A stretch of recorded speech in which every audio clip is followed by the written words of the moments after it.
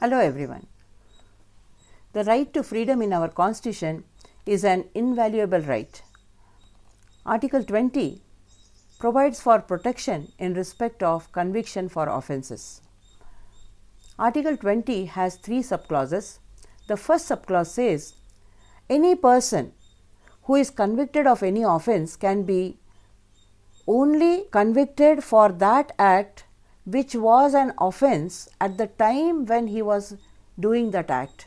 No law shall operate retrospectively. The meaning is that suppose a person is doing an act and at that time when he is doing that act it is not an offence. Later on a law comes in and the law bans that act. He cannot be convicted of those acts which he has done before the coming into force of that law.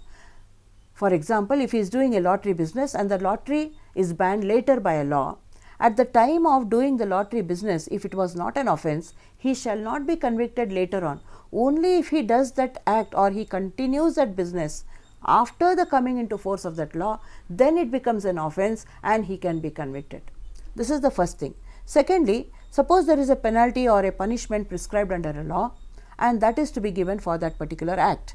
Then if the person commits that offence, at the time of committing that offence, whatever was the punishment, he can be only punished to that extent. Suppose the law is amended later and a greater punishment is prescribed under that particular law, then he cannot be punished for that greater punishment. For example, suppose the offence is that he has polluted the air or polluted the water. At the time when he was committing that act, the punishment is rupees 2000, let us say up to rupees 2000, and he has been accused of that and the proceedings are going on in the court. At that time, the law is changed or amended and the punishment is increased to 20,000. Now, at the time of giving the punishment, suppose he is convicted for that particular act which he has already committed and the trial was going on. He cannot be punished for 20,000, but the punishment should be only up to 2,000. That means a penalty cannot be raised because the law has been amended later on. At the time of committing that act, whatever was the punishment, only that can be inflicted upon that person. This is the first protection under Article 20. That means protection against ex post facto laws. The second one is under 20 subclause 2. If a person commits an offence, he shall be prosecuted and punished only once. Suppose that act has been an offence under several laws, he cannot be prosecuted and punished under different laws again and again for the same act. This is protection against double jeopardy under Article 20. Then Article 20 gives another protection in subclause 3. Article 20 protects a person from being forced to say anything against himself. If a person is accused of an offence, nobody can force him to say something against his own self. He is protected under the law. This is Article 20 subclause 3. So, coming to the first protection, that is against this ex post facto laws, it is available only in respect of criminal laws, not in respect of civil wrongs. If he does an act which is a civil wrong, then a civil law is amended and there is a provision that it can be taken retrospectively, then he can be taken action against retrospectively if it is provided in the law. That does not apply to a civil law. This protection is only for criminal laws. Secondly, it applies only to the person who is liable to be convicted under the law. Thirdly, it cannot be claimed in cases of preventive detention. Preventive detention laws are separate laws, special laws which are for the purpose of preventing any offence, and therefore this protection is not available for a person who is detained under that particular law. Then the second subclause, that is protection against a double jeopardy.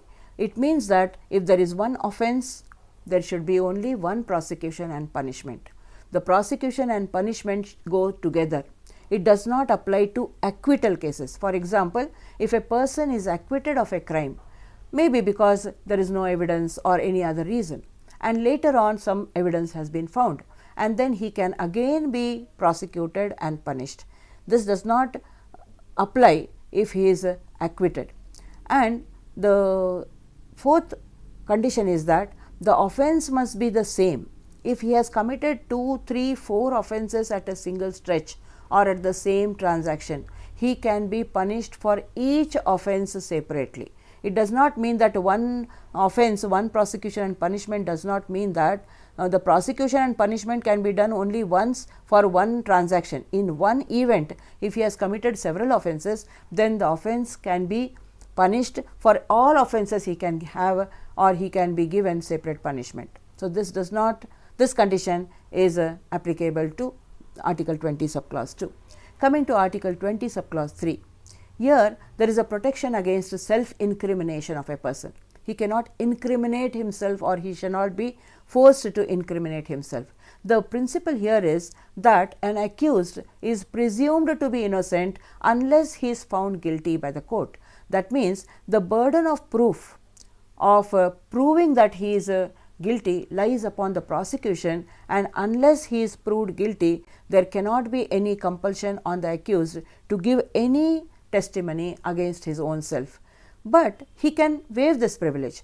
Suppose the accused comes before the court and says that I want to plead guilty, and if he does it voluntarily, this does not apply. The protection is available only when a person is forced. So, no accused can be forced to give any witness or any statement against his own self. This is the meaning of Article 20 subclause 3. So, when we speak of these three protections, we see that right to freedom in our Constitution has been given such great importance, and it is an invaluable right. I hope you have learned something from this video. If you have liked it, please share it with anyone who you think would be interested. Please leave your comments, and I would be happy to reply to them. Do subscribe to get more information on everyday law and legal studies. Thank you.